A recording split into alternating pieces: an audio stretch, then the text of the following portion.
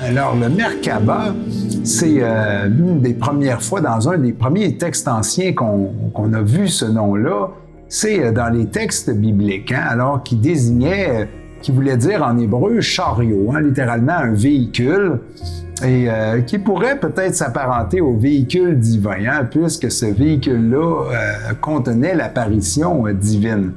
Alors, Merkaba prenait une signification de transporter un esprit, hein, ou le divin, quelque chose comme ça. Lorsqu'on se réfère à sa déconstruction dans la langue égyptienne, alors là, ça devient extrêmement intéressant, puisqu'il est composé de 3 syllabes et de 3 syllabes égyptiennes qui ont une signification extrêmement profonde.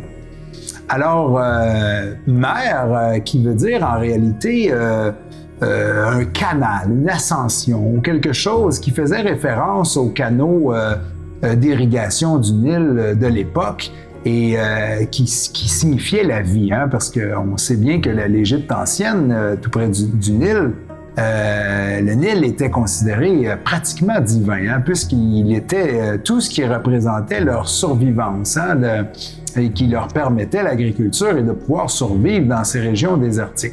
Alors, il avait un sens extrêmement puissant. Alors, mer signifie un canal, une ascension ou quelque chose du genre. Ensuite de ça, on a le ka. Le ka qui signifie corps ou un double.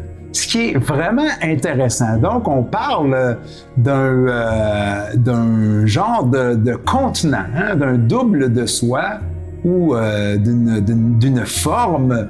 Et le dernier, et non le moindre, ba, qui signifie l'âme ou l'esprit.